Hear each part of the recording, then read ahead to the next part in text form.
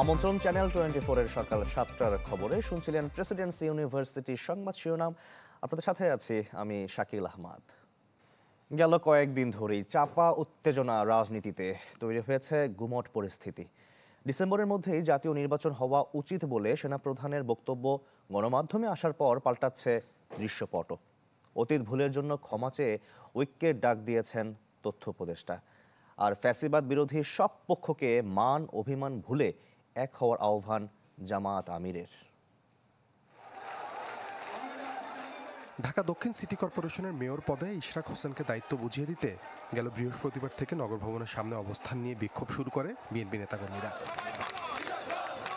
একই জায়গায় টানা বিক্ষোভের পর গত বুধবার সকাল থেকে কাকরাইল মোড়ে অবস্থান নেয় ইশরাকের কর্মী সমর্থকরা। এই ইস্যুতে দলটির বড় নেতাদের বক্তব্য পাল্টা বক্তব্যে ইঙ্গিত মেলে সরকার বিএনপির মুখোমুখি অবস্থানের। শহর স্থবির করে দেয়া এই আন্দোলনে দাবি ওঠে 2 ছাত্র উপদেষ্টার পদত্যাগের।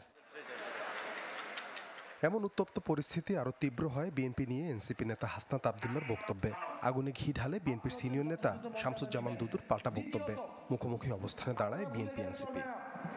আওয়ামী লীগকে আমরা কার্যক্রম নিষিদ্ধ করতে পেরেছি, কিন্তু আওয়ামী লীগকে যারা ডোনার, আওয়ামী লীগের যে ফাইন্যান্স, আওয়ামী লীগের যে অর্থ ব্যবস্থা, সেই অর্থ ব্যবস্থা কিন্তু এখনো পর্যন্ত ইনট্যাক্ট। আমি যেহেতু কুমিল্লাতে আছি, কুমিল্লার অনেক উপজেলা রয়েছে, সেই উপজেলার আওয়ামী লীগের রাজনীতিও এখন আওয়ামী লীগের টাকায় চলে, বিএনপির রাজনীতিও এখন আওয়ামী লীগের টাকায় চলে। 6 বছর যে জেলের মধ্যে সাজা খাটছে, তুমি কইছিলা বাবধন? বিএনপির বলো যে আওয়ামী লীগের টাকা দিয়ে রাজনীতি করছে। যদি বিএনপির লোকরা প্রস্রাব করে একমাত্র, তাহলে প্রস্রাবের তোরে ভেসে বঙ্গোপসাগরে গিয়ে পড়ব। সবকিছুর একটা সীমা থাকতে হবে। এত কিছুর মধ্যেও সবার দৃষ্টি ছিল সেনানিবাসের এক সভা ঘিরে সেনাপ্রধানের দিকে। সভায় আগামী ডিসেম্বরের মধ্যে জাতীয় নির্বাচন হওয়া নিয়ে সেনাপ্রধানের বক্তব্য নজর কাড়ে সবার। বৃহস্পতিবার দুপুরে আদালতের রায় ইশরাকের পক্ষে গেলে বিকেলে উপদেষ্টাদের পদত্যাগে 48 ঘন্টা সময় বেঁধে দিয়ে নেতাকর্মীদের নিয়ে রাজপথ ছাড়েন তিনি। বিদ্বেষপূর্ণ এমন পরিবেশে বিকেলে ফেসবুক স্ট্যাটাসে অতীতের যে কোনো বিভাজনমূলক বক্তব্যের জন্য দুঃখ প্রকাশ করেন তথ্য উপদেষ্টা মাহফুজ আলম। জুলাইয়ের স্পিরিট ধারণ করে ডাক দেন বৃহত্তর ঐক্যের। দায়িত্বশীল আচরণের আহ্বান জানান জামায়াত আমিরও। মান অভিমান ভুলে দূরদর্শী আচরণের অনুরোধ তার। তবে সরকার সহ বিভিন্ন দলের মুখোমুখি অবস্থানে রাজনীতিতে যে গুমট হাওয়া বইছে তা কিভাবে কাটবে সেদিকে এখন নজর সবার।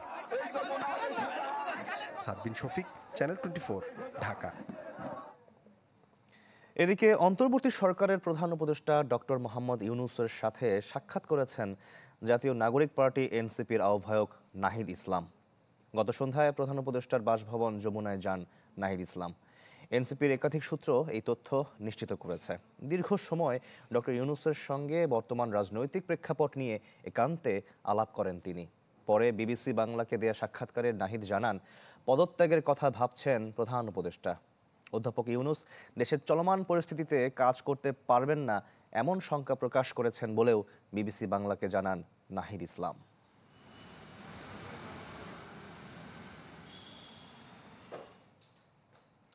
আদালতের রায়ে উচ্ছ্বসিত বিএনপি নেতাকর্মীরা।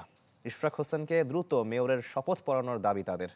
আর রায়ের পর সরকারের কার্যক্রম পর্যবেক্ষণে 24 থেকে 48 ঘন্টার সময় দিলেন ইশরাক হোসেন। দাবি জানান 2 উপদেষ্টার পদত্যাগের। জনদুর্ভোগ এড়াতে প্রত্যাহার করে নেন অবস্থান কর্মসূচি। বৃষ্টির মাঝেই থেমে নেই স্লোগান। দাবি আদায়ের কর্মসূচিতে যুক্ত হতে থাকেন নেতাকর্মীরা। আদালতের আদেশ ইশরাক হোসেনের পক্ষে আসায় উচ্ছ্বাসে ভাসেন বিএনপি নেতাকর্মীরা। আনন্দ মিছিলে মুখর হয়ে ওঠে রাজধানীর কাকরাইল মোড় ও মৎস্য ভবন এলাকা। যদিও আদেশের উপর আস্থা রাখতে পারছেন না ইশরাক সমর্থকরা, তাই দ্রুত তা বাস্তবায়নের দাবিতে অনড় তারা। অভিযোগ, সরকারের থেকে ক্ষমতার অপব্যবহার করছেন 2 ছাত্র উপদেষ্টা। আদেশ হওয়ার পরে আমরা এখনো শঙ্কিত যে সরকার সে শপথ পাঠ করতে দিবে কিনা।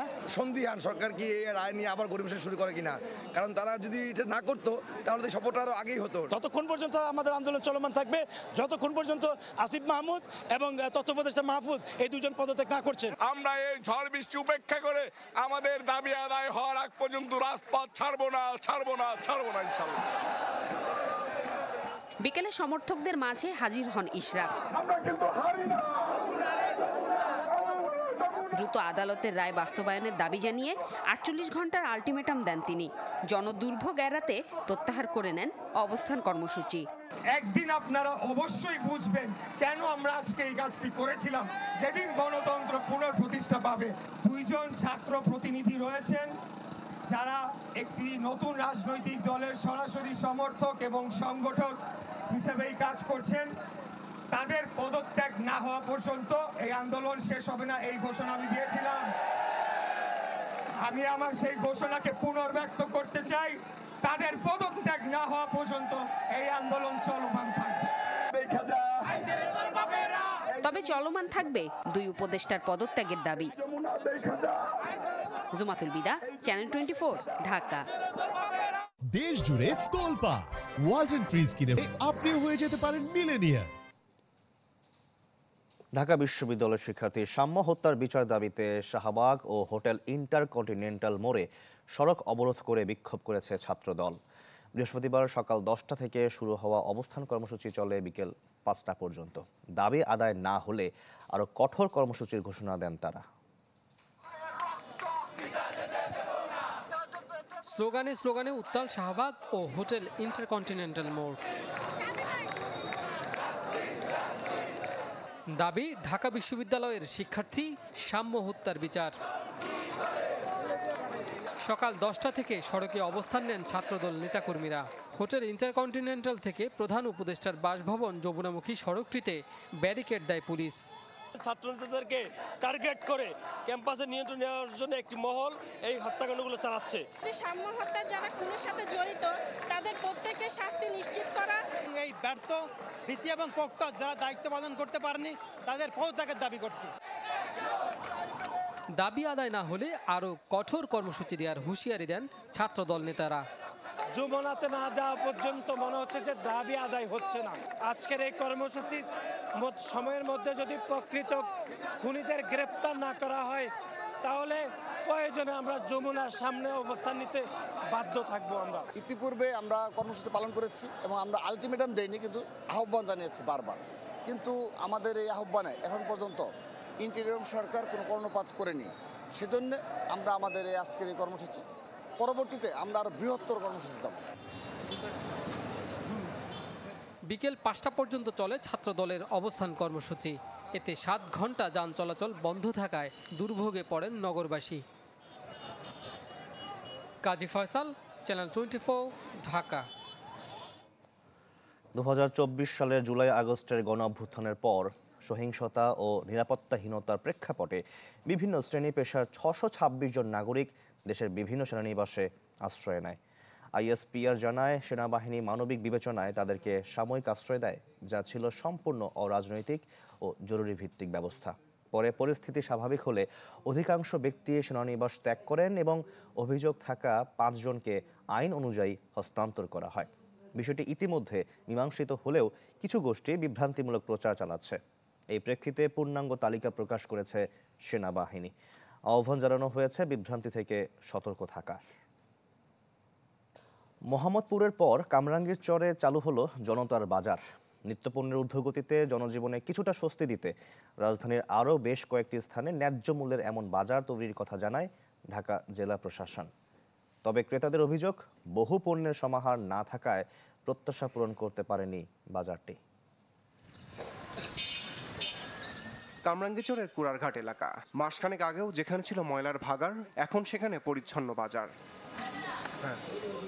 দারিদ্র্যসীমার নিচে বাস করা মানুষের কথা বিবেচনায় নিয়ে ঢাকা জেলা প্রশাসনের এই উদ্যোগ, যেখানে চাল, ডাল, ডিমসহ নিত্যপণ্য মিললেও নেই পর্যাপ্ত পণ্যের সমাহার। অন্যদিকে এলাকা ভিত্তিক বাজারের চেয়ে দাম কিছুটা কম হলেও সন্তুষ্ট নন ক্রেতারা। এখানে 55 টাকা করে কিনেছি, অন্য জায়গায় 60 টাকা। যদি আরও কম দামে পাওয়া যায় তাহলে আশা করি মানুষ এখানে ভিড় করবে। 10 টাকা আর কি কম পাওয়া গেল, এই জন্য আর কি নেওয়া হইল। বাজার থেকে এনে 10 টাকা 5 টাকা সুবিধাই আছে। বাজারে ঠেলা ধাক্কা খাইতে হইব, ঠেলা ধাক্কা থেকে সুবিধা। এখানে আরও মাছ মাংস যদি তুলে, শাক সবজি আর অনেক কিছু তুললে আরও ভালো হবে। উদ্যোক্তারা জানান শিগগিরই মাছ, মাংস, সবজি সহ আরও কিছু নতুন পণ্য উঠবে এই বাজারে। এতে করে এক ছাতার নিচে সব ধরনের জিনিস পাবেন ক্রেতারা। স্টক শেষ হইলে আবার নতুন স্টকে আবার রেট কমে অথবা বাড়ে, 2-1 টাকা কম বেশি এটা হয়। আমাদের যেই টার্গেটটা হচ্ছে সিন্ডিকেট ভাঙা, তা আমরা যেই দামে বিক্রি করতেছি বাজারে এটা ছিল না, তা আমাদের দেখা দেখি বাজার কমিয়ে দিছে। মানুষ বাড়তেছে, আমাদের এখানকার সেলসও গ্রোথ হচ্ছে, মাছ, মাংস সহ আরও অন্যান্য দ্রব্য আসবে। তবে সেটা আমরা যে মানুষের চাহিদা এবং আকাঙ্ক্ষার উপরে নির্ভর করে আনব। মোহাম্মদপুরের বেড়িবাঁধ এলাকায় রমজানে শুরু হওয়া জনতার বাজার 1-এর কার্যক্রম আপাতত বন্ধ। বাজারের সামনে থাকা ট্রাক স্ট্যান্ডটি অপসারণ সহ চলছে সংস্কার কাজ। এই কনসেপ্টটা সাকসেসফুলি দাঁড়িয়ে গেলে ঢাকা জেলা প্রশাসক জানান দ্রুতই বড় পরিসরে চালু হবে বাজার দুটি। সিন্ডিকেট ভাঙার যে প্রত্যাশা নিয়ে শুরু হয়েছিল এই যাত্রা, অচিরে তার সুবিধা পৌঁছে যাবে সবখানে। কিছু কিছু পণ্য আছে যেগুলোর সাথে বাজার দরের খুব বেশি ডিফারেন্স হবে না, কিন্তু কিছু কিছু পণ্য আছে যেগুলো যখন দাম বাড়তে শুরু করে তখন ডিফারেন্সটা অনেক বেশি হয়ে যায়। বিশেষ করে সেই পণ্যগুলোর ক্ষেত্রে জনতার বাজার উল্লেখযোগ্য ভূমিকা রাখতে পারবে। একটা পণ্য কত টাকা দিয়ে ক্রয় করে এবং পরিবহন কস্ট সহ কত টাকা ধার্য করে কত টাকায় বিক্রি হচ্ছে, এটা একটা সোশ্যাল মনিটরিং এমনি থাকবে সবার নজরের সামনে। দুটি বাজারের অভিজ্ঞতা কাজে লাগিয়ে বাড্ডার বড় বেড়াইত বাজার, গুলশানের ঢেলনা মসজিদ মাঠ আর ডেমরার সারুলিয়ায় বসবে পৃথক জনতার বাজার। রমিজ হুসাইন, চ্যানেল 24, ঢাকা। আসামি গ্রেফতারের ক্ষমতা দেওয়া হয়েছে আন্তর্জাতিক অপরাধ ট্রাইব্যুনালের তদন্ত সংস্থাকে। প্রজ্ঞাপনের মাধ্যমে তদন্ত কর্মকর্তাদের এই ক্ষমতা দেওয়া হয়। একই সাথে আন্তর্জাতিক অপরাধ ট্রাইব্যুনাল কার্যপ্রণালী বিধি 2010 সংশোধন করে গেজেট প্রকাশ করা হয়। ট্রাইব্যুনালের কার্যবিধির সংশোধন আনার এটি প্রথম উদ্যোগ। আগে ট্রাইব্যুনালের কার্যবিধি অনুযায়ী ট্রাইব্যুনাল কারো বিরুদ্ধে গ্রেফতারি পরোয়ানা জারি করলে তা আইন শৃঙ্খলা বাহিনীর সদস্যরা বাস্তবায়ন করতেন। সংশোধন করে পরোয়ানা কার্যকরের ক্ষমতা আইন শৃঙ্খলা বাহিনীর পাশাপাশি ট্রাইব্যুনালের তদন্ত কর্মকর্তাদেরও দেওয়া হলো।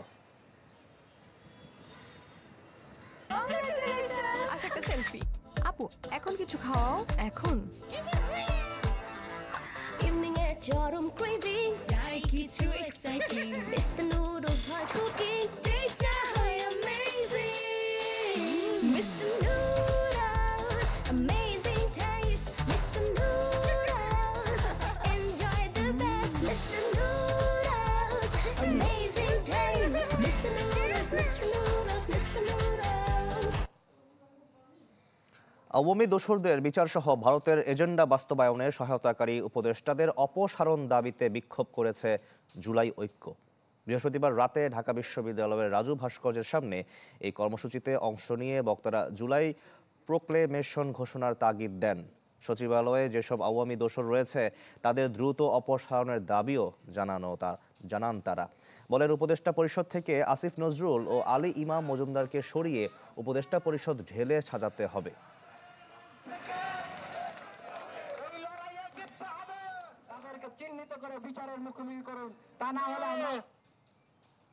যশোরের অভয়নগরে কৃষক দল সভাপতি তরিকুল ইসলাম সর্দারকে গুলি করে হত্যা করেছে দুর্বৃত্তরা। পুলিশ জানায়, বৃহস্পতিবার সন্ধ্যায় মাছের ঘের নিয়ে বিরোধের মীমাংসা করতে তরিকুল ইসলামকে ডেকে নেয় ডহর মশিয়াহাটি গ্রামের পিল্টু বিশ্বাস। এ সময় ঘেরের ইজারার চুক্তিনামা নিয়ে তাদের মধ্যে বাক বিতণ্ডা হয়। এ সময় 6 থেকে 7 জন দুর্বৃত্ত তরিকুল ইসলামকে গুলি করে ও কুপিয়ে পালিয়ে যায়। ঘটনাস্থলেই মারা যান তিনি। পালানোর সময় স্থানীয় বাজারের কয়েকটি দোকানে আগুন দেয় দুর্বৃত্তরা। আর এদিকে নেত্রকোনার দুর্গাপুরে ঈদের ব্যানার ফেস্টুন লাগানো নিয়ে প্রতিপক্ষের হামলায় বিএনপি কর্মী হামিদুর রহমান রাশেদ নিহত হয়েছেন। প্রথমবারের মতো কান চলচ্চিত্র উৎসবের মূল প্রতিযোগিতায় বাংলাদেশের ছবি স্বর্ণপামের জন্য লড়ছে আদনান আল রাজীব পরিচালিত আলী। প্রায় 4,500-এর মধ্যে স্বল্প দৈর্ঘ্য বিভাগের নির্বাচিত সিনেমাটির 2টি প্রদর্শনী হচ্ছে আজ। কান থেকে আরও জানাচ্ছেন শাহরিন জেবিন।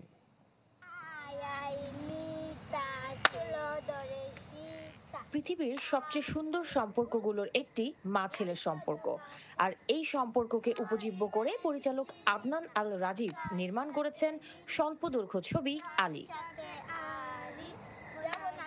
15 মিনিট দৈর্ঘ্যের আলী দিয়ে ইতিহাস গড়েছেন আদনান আল রাজীব।